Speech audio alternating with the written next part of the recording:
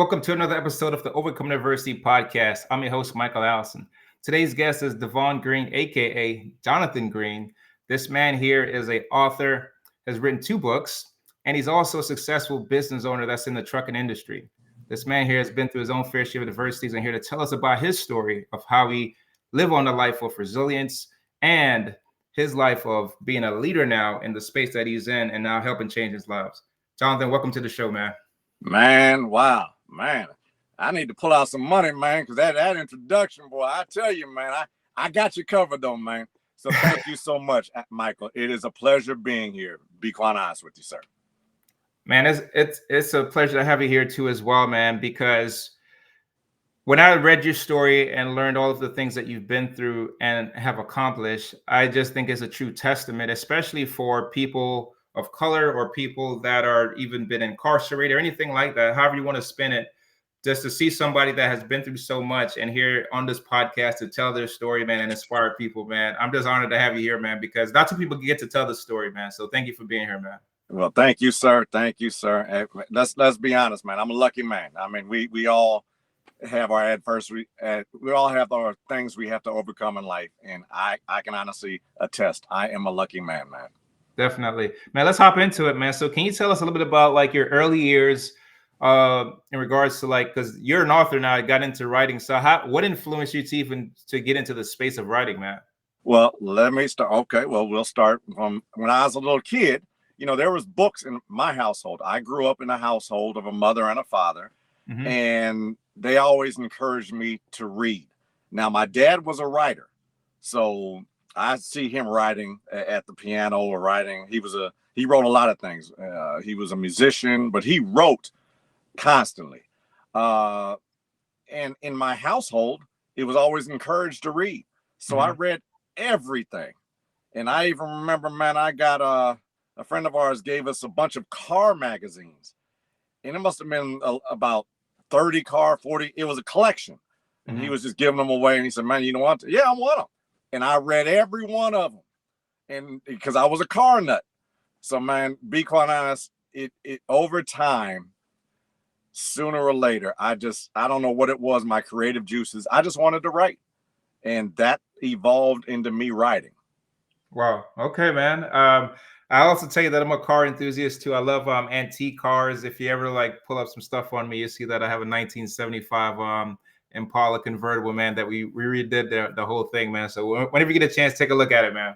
Okay, I gotta ask you, Mike, is that the old school Impala with the small wheels or the new school Impala with the big wheels? It do have the big wheels. So we got some 24s on there, but if you see it, man, it's totally decked out, man. I call it Dallas, but it looks like a yacht, man. Okay, hey, I understand. You gotta have your fun. You got to have your outlets. I understand completely.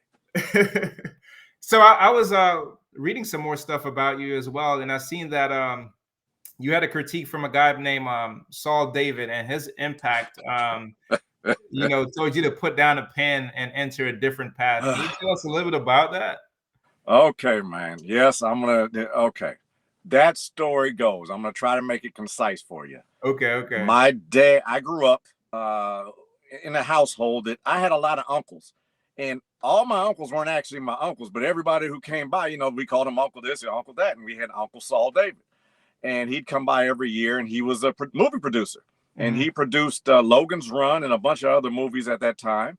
And when I wrote my first book, my dad said, hey, man, look, I'm not going to read it. I want to give it to your Uncle Saul, and we'll see what he says. So he passed it along to my Uncle Saul, and about a month later, we go by Saul's house, and his house was up in the hills. I want to say Beverly Hills, maybe Sherman Oaks, but it was up in the hills. And we get to his house, beautiful, you could see parts of the city and so forth and so on. So we're sitting at his breakfast table, and we're talking, and my dad and him are talking small talk, and I'm just sitting there. I said, hey, man, what'd you think about my book? Because I'm excited, because I want to hear what he's got to say. And the look on his face told me this isn't going to go well. Wow. And make a long story short, he told me not so many words that my book was I needed some work, basically. He tried to put me down softly, but basically I needed some work. Mm-hmm. But I do remember he told me that the sentence I remember is, he told me I need to paint a picture with my writing. He wants to be able to see it. He wants to be able to feel it. He wants to be able to digest it. He wanted me to paint a picture. So that's what I try to do now. That's what stayed with me. Even though after that encounter, I was done writing, man. I stopped writing for years. I was going to ask you, what was the follow-up effects on that? Because I could think if someone says that to me, you could make two different decisions. You could either take that as in like it's gonna knock me off my pivot and make me deter me from the path that I'm on, or is it something that you said I'm gonna lean more into this because of what they said? What did that do for you? Well, that actually knocked me off my pivot because I was actually playing baseball at the time. Okay. And baseball, you know, I was supposed to go to USC and play baseball. I had a scholarship actually offered in 7th grade. Wow. So, you know, I was going to play baseball. But after that, my rebellious side came out, and man, my life went in a whole different direction. I stopped playing baseball. Then I started playing basketball, stopped playing basketball. And man, my life went in a whole, let me tell you exactly why, man. Down the street from me in Altadena, California, right down the street from me lived a gentleman. I will not say his name, but this gentleman was a drug dealer known from coast to coast. And he used to have a Porsche club. And he throw these parties, and there'd be 100 to 200 Porsches parked up and down this street. And you're like, what does this guy do? You know, you're driving by and you're like, looking at Jesus Christ. And you're like, what does this guy do, man? And make a long story short, you know, years later, he goes to jail. But by that time, I was hooked. I wanted to make my money, man. I saw him, and I had a friend at school. I knew he was doing a little bit something. So me and him went together after school one day, and I started making some money. Wow. So let's unpack that a little bit, because I know I mentioned earlier when we started off the show that you did go down a path where you had to make a pivot or a turnaround in your life. Yes, sir. Can you tell us a little bit about like some of the challenges that you faced ultimately that led to your incarceration, and like how did that path start for yourself? Well, man, I was making money like so many young kids out there who were in the drug game back in the what was it, 80s, 90s. You know, I was making good money, man. For me at the time. You know, I'm a young kid, but ultimately, the first time I got caught, I was speeding. A car came up behind me late night. I'm going to make a delivery, and I'm thinking this guy wants to race me because he pulled up right on my tail. I could not see what he was, and he pulled up, so I take off. And he takes off, and then he hits the lights. I said, oh, Lord. So anyway, man, he pulls me over. And I had some drugs hidden in the car, and they found it. So I go to jail. I do it. I did. I was a juvenile at the time, and you know, my mom was disappointed in me, and dad's disappointed in me. Okay, cool. So after that, I go to work for a little while, and you know, I do my time. I get out of that situation, and then I really start making money. I'm driving Porsches, man. I really liked Porsches. So let me just say right now, I'm driving a lot of different Porsches. I really got into Porsches really tough. And I am in that second iteration, I got caught with a kilo at my house, cooking it. Oh, was that an interesting time? But I went to jail, did my time, so forth and so on, and came out. Finally, the last time I was in Pennsylvania, and we were making great money in Pennsylvania. And I got caught in Pennsylvania, and just to put it mildly, that was the last time. I said never again. Now, if you want to hear why that happened, stay tuned. All right. Now, I know initially you said that you started off at a young age. Yes. Can you talk a little bit about any of the external influences, and then can you talk a little bit about any, when I say that, as in like, was it like your neighborhood in addition to like the person you seen with the Porsche? Was Yeah. it maybe influenced by the music? Was it influenced by the fast life, or was it influenced as in, because I imagine at a particular point in your life you had hopes and dreams in regards to like the baseball, the basketball, Yes. the Yes. business, and all those different types of Yes. things that led you to say, hey, you know what, let me choose this because this is the route that's going to give me success faster, whatever that thought was. Well, I had friends, young friends, and we all had dreams and aspirations, but I pay attention, Mm-hmm. and a lot of us were dabbing in that drug field. We were making some money on the side doing this and that and the other, and I knew some cats who were making serious money, Mm-hmm. and I wanted the shortcut. I wanted to cut. I didn't want to take the long way around and do this and that and the other. I wanted the money now. And the problem is, once you get in that lifestyle, you're making money and you're spending money. Mm-hmm. Now, granted, I was told years ago the first thing I need to do is save $10,000 for an attorney. So Mm-hmm. that's what I did. I had my attorney's fees put away, and it came in handy. Let's face it. But once you're making that money, how are you gonna walk away? You just did a deal and you made $7,000 in 30 minutes, and how are you gonna walk away? Let's face it. So you start getting that money, you get your own place, you got nice cars, and women are everywhere, and you're going to clubs. Man, I'm gonna give you a perfect example. Joe Blow goes to a club, gets he's talking to a woman, and she looks at him like, no, I don't want to talk to you. That happened to me at a club years ago. Go outside, I'm with my boy. I got my Porsche parked right outside in front.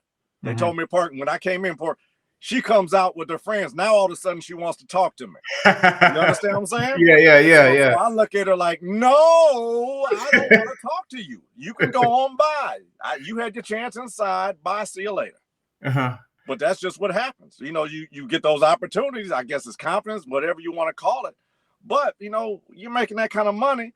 People can see something about you. I guess you gain a confidence. I don't know what you want to call it, but you gain something.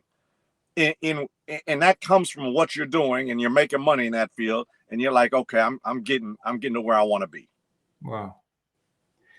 So I must ask you this then, because obviously you've turned your life around and you've changed.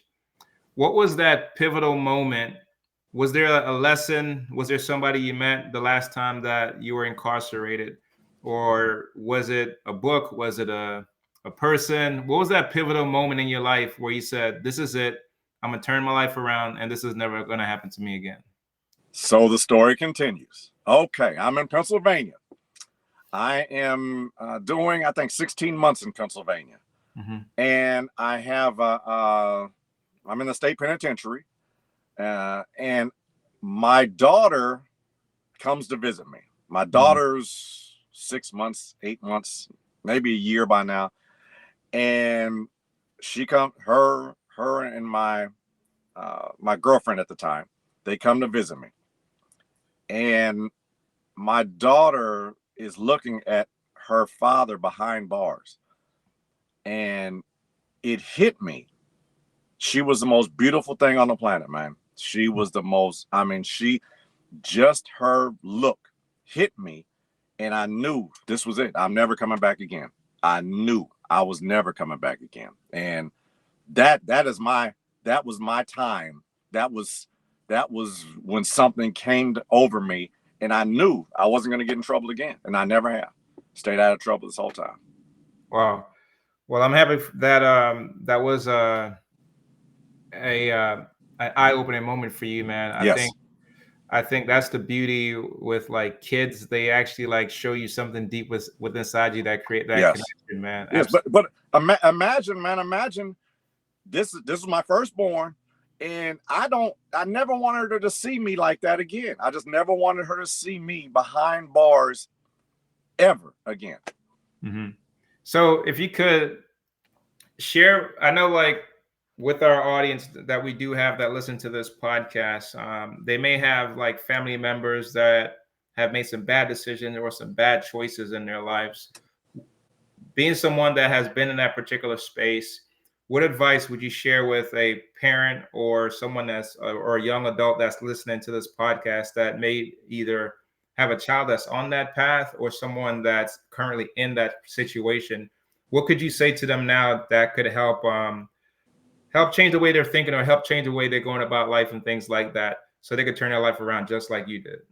Well, be quite honest, man. You have to have some resilience to you. You have to have some character to you. You have to have some grit, some grind, because there are going to be challenges. There are going to be challenges. Hell, man, I'll be quite honest with you. I could not get a job at McDonald's. I was amazed. I came home on parole. I had a job all lined up at the post office. I go to the post office. The guy's all of a sudden telling me he can't hire me. What do you mean you had what? It was all set up. He can't hire me. So, you got to keep on trying to find a job. I could not get a job at McDonald's. Now, that being said, I eventually got a job. I excelled in that job. I was given another job. I excelled in that job. But it's all because I was given an opportunity. Don't squander your opportunities. Everybody out there can do it. If I did it, you can do it. Bottom line, you're gonna have those challenges you're gonna have to overcome, but you can do it. Don't listen to all the naysayers. You're gonna have haters in your life. You're gonna have people tell you're never gonna be able to do this and that and the other. Put them out your mind or get them out your life. Don't deal with them no more. Deal with them positive people. Deal with people who are gonna put you on the right path. Deal with people who support you, and you're gonna be fine. Absolutely. So if you could tell us a little bit now, like, so you had that pivotal moment and you had this transition, and now you're on the path of the success that you're on now. Can you tell us what that transition was like for you? What was some of the things that you was experiencing that included around the employment piece? And when I say that, who were some people that were influential through your transition that helped you and guided you along the way? Well, I had a mother-in-law. I had father, grandfather. Well, he was my wife's grandfather at the time. I had a lot of people who were very positive in my life. Mm-hmm. So let me tell you right now, man, my life has been like a roller coaster. Mm-hmm. Me and my first wife, we had good times. We made money. We made money, but she'd spend it. But I've had some great times, and then I've had some lows. I mean, my first iteration, after getting into the beer business, that was what my job was. Went up and did that for years. And then I got into real estate, and man, I was making money, and you couldn't tell me wrong. I mean, in the meantime, me and my wife did get divorced, my first wife. Mm-hmm. But I was into real estate. I was up at all over the U.S. boating and stuff like that, having a ball. And then 2007 came, and the housing crash and everything happened, and I lost everything. I lost everything. So I ended up moving to Louisiana and changed my life. I was doing construction there, and then in 2013 I got into trucking. I always was a driver, so that was something I wanted to do. Mm-hmm. So I got into trucking, and along the way I met Jamon Crump, and he's been my mentor for years. And he has a coffee call every Friday that I listen to, and still talk to him periodically when I need some guidance. But and I met my wife. Me and my wife got back together. My wife now, and I have people in my life who are positive. So 2013 till now, my life has pretty much gone in an upward trajectory. I got my truck. I started working for Snyder as a company driver. Mm-hmm. A few years later, I bought my truck, my first truck. Paid that off. Bought a second truck now, and paid that off. And then I started writing books. Well, I actually started writing books in the meantime. Right. And my books, I'm actually on my 5th book right now, but I enjoy it. It's something I like doing. I have a team. Oh man, I wouldn't give my team away for anybody. They can't take it, man. I love my team. They support me. They are behind me, and it's all. Be quite honest with you, my wife, she always comes up with. I have the big picture. She has the plan. Mm-hmm. So I can only say that I have gotten here with a bunch of positive people around me. My wife, my mentor, family members, so forth and so on, man. And people who I admire, like yourself, man. Thank you, man. Thank you, man. Thank you. There you go. I want to ask you this because growing up as a child and you've seen your parents and things like that, and Yes. now you're a business owner. Can you talk a little about were there any correlation in regards to like seeing your parents do business or in business to where you're at now being a successful business owner? Because I imagine that you probably had the experiences of what it was like when you got out to and the rejection that came with some of those things. But then Yes. you got into the beer business, you got into the real estate business and things like that. Did you take any correlation from seeing what your parents did in business and the experience that you had working for different companies and things like that to say, when I start running my own trucking company, I'm going to integrate some of these things so I could learn how to scale this business, handle money, handle operations, managing like your team and all those different types of things? Can you talk about if you had any influences from those past experiences? Well, be quite honest with you. I've had every experience you've had in life, affects you. It affects you in a positive way or a negative way. My mother was the chairman of the board of the Caltech Credit Union. Mm-hmm. My mother did. She was also the audit coordinator at JPL, Jet Propulsion Laboratory in California. My mom was strictly business, and my dad, he wrote, but I'd come home sometimes. My dad sleep, this and that and the other, because my dad was older. My dad was 20 years older than my mom. Mm-hmm. So 18, 20 years, something like that. So I saw a lot of the business acumen from my mom, because my mom, when my mom started at JPL, she started as the audit coordinator. It was just her. When she left, there was, I think, 21 people, 24 people, something like that underneath her. Oh, wow. But when she started, it was just her. And when she retired, they threw her a big party and all this, and it was a huge thing. But that's my mom. She was about her business. Mm-hmm. And it's funny, my wife is about her business. but make a long story short, man, my mom was probably the biggest influence as far as taking care of your business in my life, period. I do have other people, like I said, my mentor, my wife, but my mom did things. There was no cutting. You had to get it done, and you had to get it done in a timely fashion. You had to know what you're doing. So that's how it affected me. Mm-hmm. So when she had dabbled in the real estate with my auntie. So they got me into real estate, actually. I see. They gave me something here. They gave me, my mom gave me a book, a course from a guy. Oh, what was that guy's name? He was on Carlton Sheets. Mm-hmm. This guy had a course, late night course on real estate. Mm-hmm. So let me tell you, she gave me the course years ago. And because, I was going through my divorce with my wife, and she said, you need to really get into this. I think you'd be good at it. So she gave me the course, man. The first house I purchased, I got, I think it was 17,000 or 21,000 back at closing, because the deal I set up, because I sold the trees on the lot. Man, I was hooked then. I was hooked.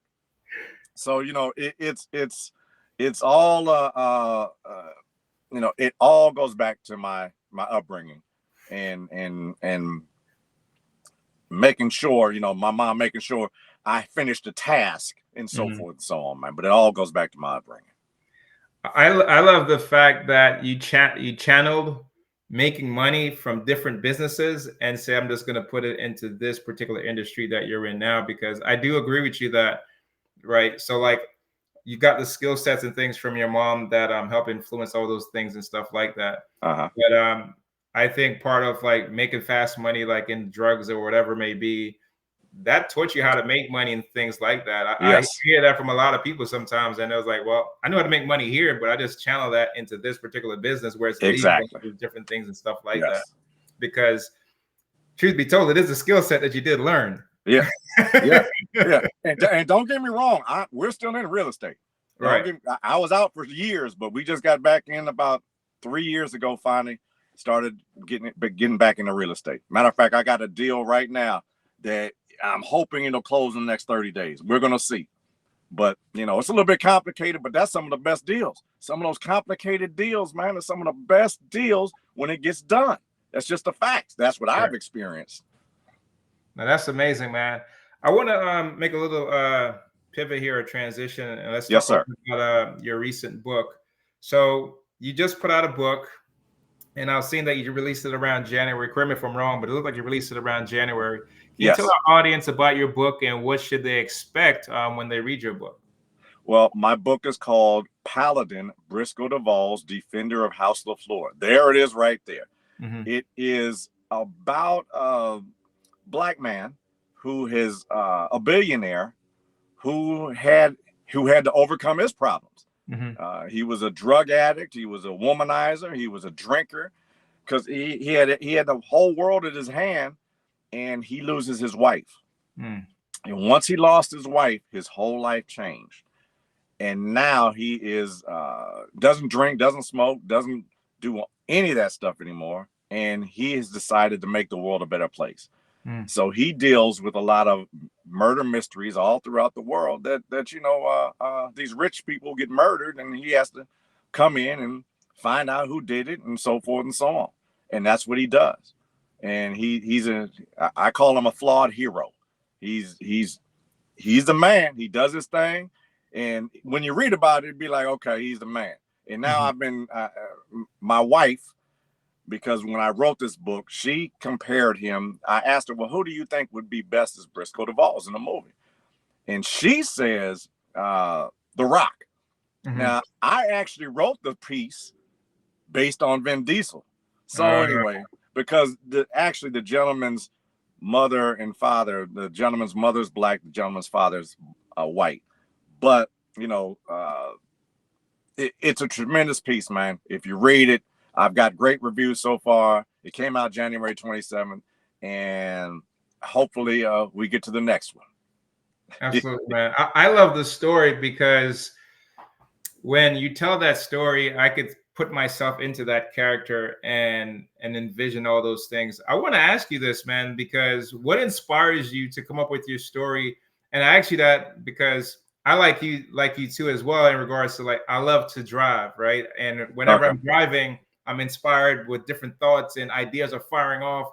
And sometimes I got to pull over and jot them in my notebook or a notepad or my phone or something like that. So what inspired you to write this book, and where does your inspirational juices come from, man? Well, actually, man, I started trucking in 2013, January 2013. And I'd go down to Laredo, Texas. And I'd be down in Laredo, Texas, and hear some of these crazy truck stories about these truckers going across the border. So my first book was more about trucking and an assassin named Ernesto Acosta. But it was down in Laredo, Texas, in Mexico, and it was called Laredo Nuevo: Rise of Acosta. And that book got some good reviews. But you know, that's how it evolved. I started with that book. And then I kept on going. And, you know, I'll sit down, I'll be driving. I'll just come up. I have an idea and I'll write it down. Some people can put in a little tape recorder and tape it, but I got to write it down. I'll just write down a few words and I'll keep on driving. Then by the time night comes, I'll put it on my computer and I'll expound on it. Sometimes I'll write a few pages. Sometimes I won't. And then in the long run, it'll turn into a book.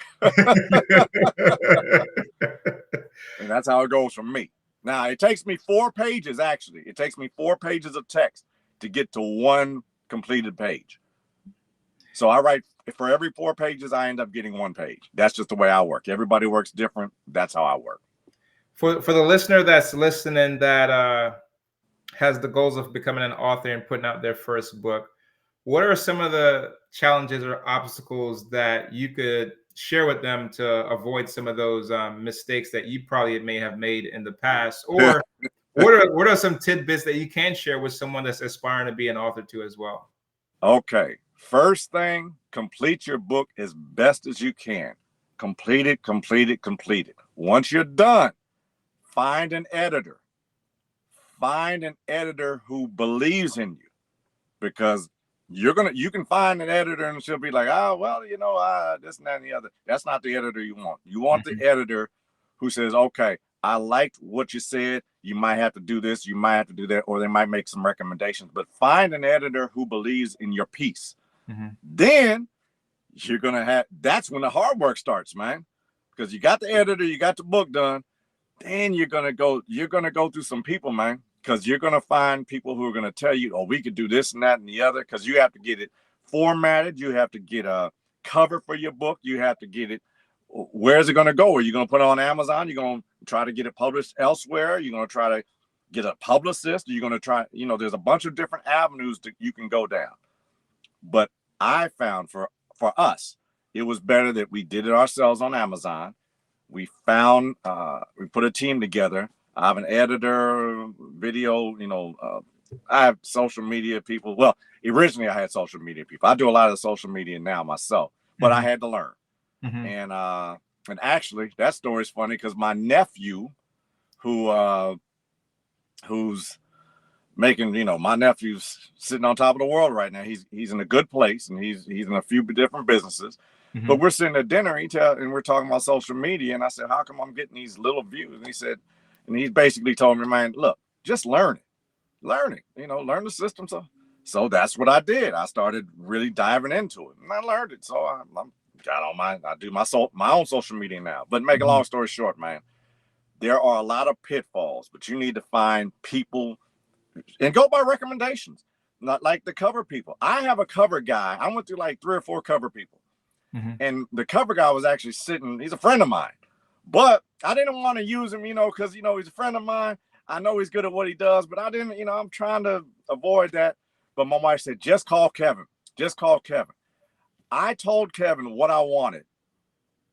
15 minutes later, he sent me that. I was like, oh, wow. He got me. He understood exactly what I wanted. I told him exactly what I wanted, and he put it down on, he presented it. And I was like, I couldn't believe it. But there's just some people that you work with that get you. And some people just, you're gonna learn the hard way. I don't want to work with this guy anymore. Wow. Just the bottom line. Well, that's amazing, man. I got to ask you this, man. As a business leader, as the leader of your family, how do you balance between entrepreneurship and balance your things with like your wife, your kids, and all of your endeavors that you got going, real estate and all those things, man? How do you balance all those things as being a leader in different spaces? Well, my wife makes it a lot easier for me, man. Let's just face it. I'm gone here, I'm gone there. When I get home, from the time I get off that plane to the time I get back on the plane, my activities are planned. My wife does that for me. I don't have to think about it. It's we're going here, there. Okay, baby, let's go. Because it makes it easier on me. Let's go. So when I come up, like this real estate deal just came to us. And I said, I called and I put it together. I said, okay, well, we could do that. And then I called my wife because she's my partner in all this stuff. So, and she's come up with some ideas what to do, so forth and so on with this property. And, but we work together. We actually have a great relationship as far as work. Both aspects of our relationship are very good. And we work very well together in business because she can save money. That's what she does. She's very good at that. She's an accountant. I was terrible at it. So it took me some time to learn. But you know what? She's much better at that. And so I let her take the lead in that. That's what, you're better at that than me. And I've learned from her. So all the aspects that we do of our lives, our rentals, whatever we got, she deals with on a daily basis. So when I get home, my mind is at ease. I still wake up early, do my exercises, and write every morning when I'm at home. Mm-hmm. That's just what I do when I'm at home. No matter if we're on vacation or not, I enjoy writing, and she sees that and she understands. She still sleeps, so Mm-hmm. so it doesn't bother her. But we have a good working relationship. We have a good relationship, period. That's great, man. I love the partnership. Let's talk a little bit about the family aspects of things, because I remember you were telling me earlier about your daughter, and now where you're at now, reflecting on that particular moment and that particular time. So looking at where you're at now with the family that you guys have built, do you ever look back and be in amazement saying, I was here a couple of years ago and look at the family that I've built, look at this foundation that we have, and then if you could share some like testimonials, like what does your family think about you? What do they say about you, knowing that dad is like this guy that has his business doing really well, has his books going on and stuff like that, on podcasts, getting interviewed and all these other things, knowing where he was at a couple of years ago, man. Well, my kids, I have a total of 7 kids plus 1. Mm-hmm. But, well, you know what? Be quite honest with you, man. I love, my kids are everything. Some of my kids I don't have the best relationships with. I wish I had better relationships. Mm-hmm. But I have a granddaughter. She is 5 years old. And man, the things that she puts into the world, it's just she lights when she sees her grandpa, it lights up the room. She says, Papa, oh man. And she calls me more than any of my kids. She'll call me and she'll pop on. She puts me on Facebook, FaceTime, whatever, and she's looking at, half the time I'm looking at the ceiling because she's walking around talking. But that earnest, that humble, that love she has is just infectious. And I can see myself doing just what I do because of her. Now, this is my daughter's daughter. Mm-hmm. And, my daughter, we talk almost every day. Mm-hmm. And she's proud of her dad. And we had a time in our lives where we didn't talk too much. Mm-hmm. But, we grew back together and we talk almost every day. And she's proud of me. And I'm glad. I feel a sense of pride when she tells me things like that. But I'm going to love her regardless. She's going to love me regardless. And, it's just building our bond stronger and trying to make an example. So my granddaughters, my grandchildren have an example. My children have an example, so they can say, okay, because they're all pretty much independent. They're all doing their thing. Mm-hmm. Every one of my kids. Man, that's amazing, man. For the listener that's listening, right? You've experienced quite a bit from a young age, and even obviously as an adult too, as well. Yes. That's facing setbacks right now. Can you share with our audience what allowed you to stay motivated, to develop a resilient type of attitude whenever you face either setback or challenges in life, man? Well, I go back to affirmations. I go back to quotes. Every morning I listen to a positive speech by somebody. Pretty much I wake up every morning and listen to one of these speeches. But, there's 2 or 3 minutes. You can find them on YouTube all day long. But there's a quote, and I think, I don't know, it's stuck with me for the last 15 years, maybe 14 years. Frank Sinatra once said, the best revenge is massive success. Right. So there's going to be people, and there were some times in my life when I had people, man, you ain't going to be, you're not going to make it. You're not going to do nothing, all that kind of stuff. Naysayers, whatever you want to call them, haters, as we call them nowadays. And you know what? Look at me now. That's all I can say. Look at me now. You don't want to see my shine? Fine. Don't look. But I'm going to keep on doing what I got to do. So I will tell everybody, find whatever it is that motivates you. Find something that gets you going. Find something that fire. Find your why are you doing this? Find who you're doing it for. I look at my grandkids and I will never give up with them in my life. Let's just face it. Absolutely, man. So before we get ready to wrap up and get out of here, man, can you share with us, like, what are some of like your future goals, or what are like some of your future projects that you got coming on, man? Because I see, looks like I got like you're gonna have like more books to come out, right? You're gonna have more Yes. business deals and things like that to come out. Yes. So what are some like aspirations that you got coming up here in the future, man, for yourself, writing or in business? Well, I would like to. I enjoy trucking. I can't deny that. I'm good at it, so I enjoy trucking. But I would like to expand my writing. Well, I have another book. It's probably going to come out next year. It'll be the follow-up to Paladin. Okay. And then, as far as real estate goes, we're just trying to find those deals, man. You come across a good deal, man. You know, it can change.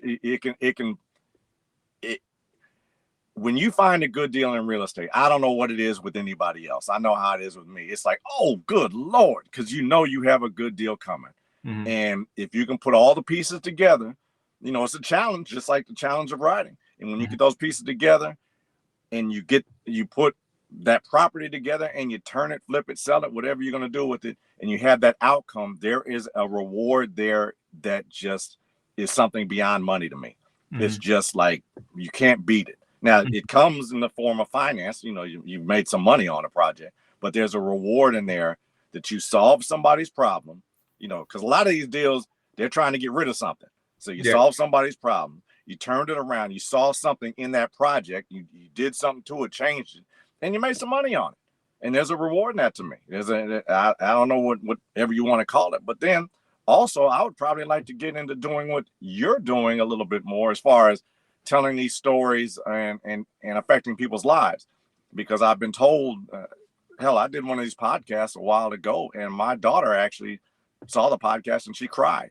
She called me. She said, Dad, that was so. I said, what are you talking about? She said, I just watched the podcast and I couldn't stop crying, Dad. And I said, oh, baby, you know, but you know, it's the truth. This is how I feel. So these things have, you know, it's the truth. So the story isn't going to change. Right. Well, man, it's been a pleasure to have you here to come on and share your story, man. From your life, from where you started at, all of the different places that you've ended up. You've been married, divorced, incarcerated, an author, a business owner, and all these different things, man. What are some key takeaways or key lessons from your life that you would like to impart with our audience, man? Well, I'm going to say this. Go with your gut. There's going to be times in your life your gut is going to save you, because my gut has saved my life.